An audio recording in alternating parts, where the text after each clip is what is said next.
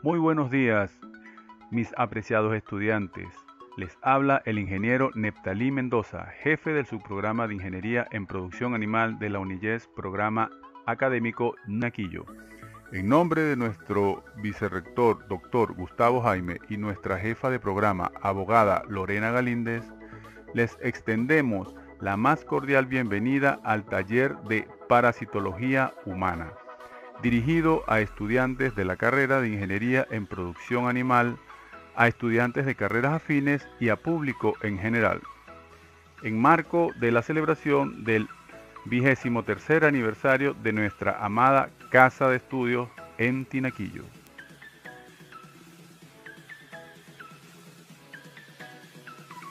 Bienvenidos a la presentación del taller de Parasitología Humana. Los docentes responsables involucrados en este taller pertenecemos al subprograma de Ingeniería en Producción Animal de la UNIYES, programa académico Núcleo Tinaquillo. Todos ustedes habrán oído hablar de lo que se denomina enfermedades parasitarias desatendidas, también conocidas como enfermedades olvidadas. Son enfermedades infecciosas que afectan a poblaciones muy pobres y que tienen un limitado acceso a los servicios básicos de salud y que además habitan en áreas rurales remotas. A pesar de que estas enfermedades afectan a millones de personas, el tratamiento para ellas es muy costoso, muy poco eficaz y en algunos casos inexistentes. Estas enfermedades no entran dentro de la economía lucrativa y por eso la industria farmacéutica no hace inversión, ni investigación, ni desarrollo de nuevos medicamentos. Dentro de estas enfermedades olvidadas, la Organización Mundial de la Salud considera que hay 17 causadas por agentes patógenos y que afectan a una población de cerca de 1.000 millones de personas en un área de distribución endémica de más de 149 países. Además de estas enfermedades, son causadas por virus como la rabia, cuyo vector es el Desmodum rotundus, y el dengue, el Aedes aegypti. Otras son causadas por bacterias como la lepra, pero la mayoría de ellas están causadas por parásitos gastrointestinales, algunos protozoarios como la enfermedad de Chagas o mal de Chagas, leishmaniasis y algunas por platelmintos o nematelmintos, como la teniasis, la filariasis linfática o la oncocercosis. En el listado de las enfermedades de origen tropical desatendidas no está una enfermedad muy terrible como es la malaria o paludismo, que afecta especialmente a los niños de estos continentes, pero especialmente al continente africano. Pero la malaria no está desatendida, existe tratamiento y medidas preventivas. Simplemente el tener un hospital alejado de la población donde viven, el hecho de no poseer un medio de transporte hace que un niño muera cada 30 segundos, porque sus padres no pueden llevarlo a un hospital. En este taller conoceremos qué agentes causan estas enfermedades y cómo podemos diagnosticarlas y tratarlas. Se debe tener en cuenta que en algunos casos se han obtenido éxitos muy notables. Para ello existe la disciplina de la parasitología, la cual le vamos a enseñar a continuación.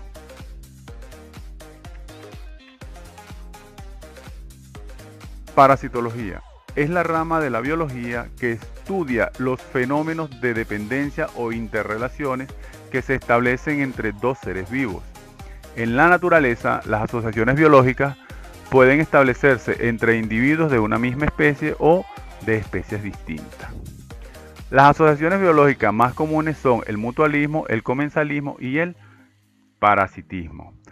Conocemos como mutualismo donde dos especies distintas se benefician mutuamente.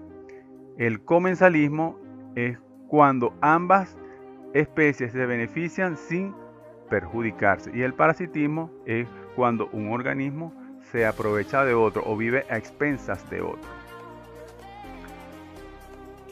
Debemos considerar las siguientes terminologías. Huésped es el ser vivo que recibe al parásito, es decir, el que le da el alojamiento. Agente infectante es un macro o microorganismo capaz de desarrollarse y o multiplicarse en el hospedero. Vector es un artrópodo u otro animal invertebrado que transmite el parásito al huésped, bien sea por inoculación al picar, por depositar el material infectante en la piel o mucosas o por contaminar alimentos u otros objetos. Cabe destacar que existen dos tipos de vectores, vector biológico y vector mecánico. El vector biológico es cuando el agente causal cumple una o varias fases de transformación dentro de este vector hasta llegar a su fase infectante. En el vector mecánico solo se le permite o se le da la capacidad de transportar al agente causal hacia el hospedero definitivo. ¿Qué es un parásito? Un parásito no es más que un ser vivo que vive a expensas de otro organismo, y ese otro organismo es el huésped. El huésped es el que le da el alojamiento al parásito. Además de darle alojamiento, el parásito se aprovecha de su nutrición, de tener morada, es decir, del alojamiento, en el cual en ciertos casos le produce daño y existe una dependencia que puede ser obligada y unilateral. Vías de entrada en el hospedero.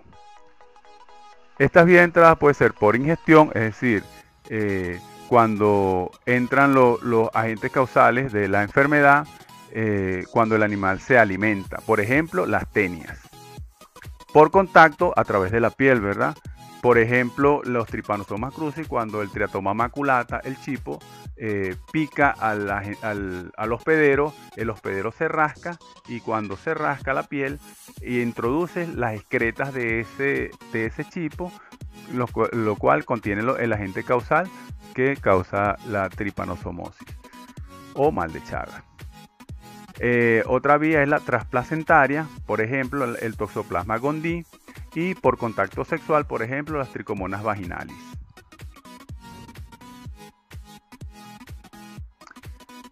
Clasificación de los parásitos. Se clasifican según su ubicación en el cuerpo del hospedero. Son endoparásitos o ectoparásitos. Los endoparásitos son todos aquellos parásitos que están dentro o cumplen su ciclo evolutivo dentro del hospedero.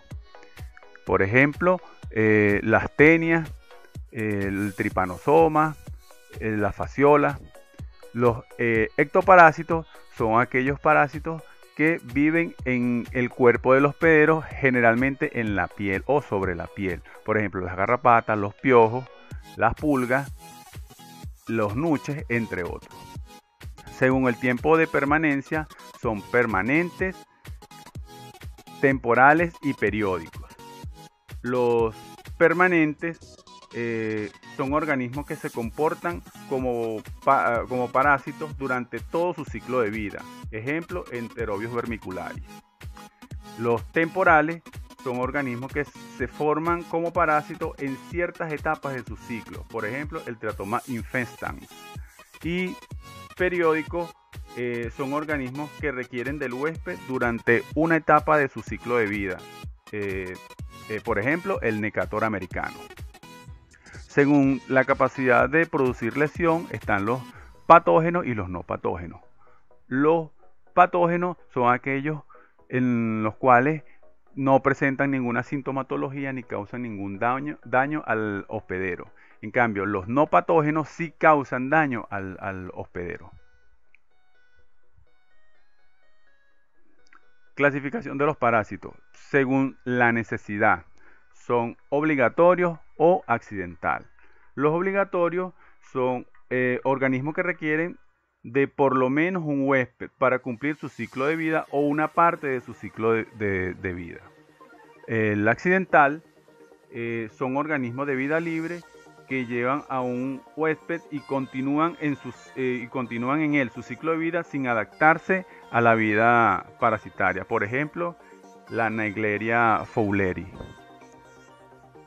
Según su grupo taxonómico, está su clasificación taxonómica, que va del reino, filum, clase, orden, familia, género y especie. Nótese que cuando hablamos de especie se debe tomar en consideración un binomio, es decir, es binominal. Se debe tomar el primer nombre, que constituye el género, y el segundo nombre, que es el epíteto específico o epíteto subespecífico. El primer nombre, que es el género, se debe escribir con mayúscula, y el segundo nombre se debe escribir con minúscula, la inicial del nombre. Generalmente se utiliza con palabras latinas o latinizadas, porque eso es lo que le va a dar la distinción en cualquier parte del mundo.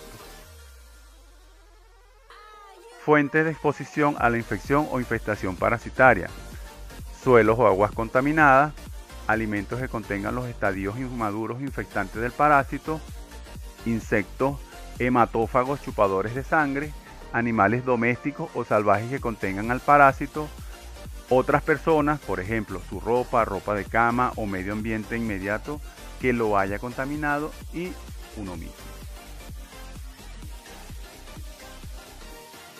Podemos observar acá un pez payaso, en el cual él se esconde dentro de esa planta que está ahí en el mar.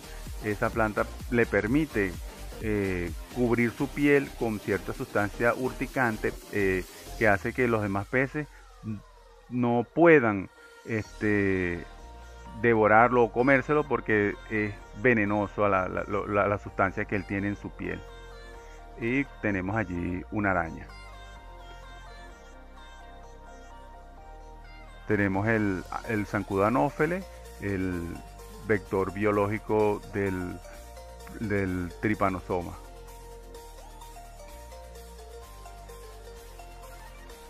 Tenemos acá unos parásitos en la parte superior que están a nivel de sangre, y en la parte inferior tenemos unos artrópodos.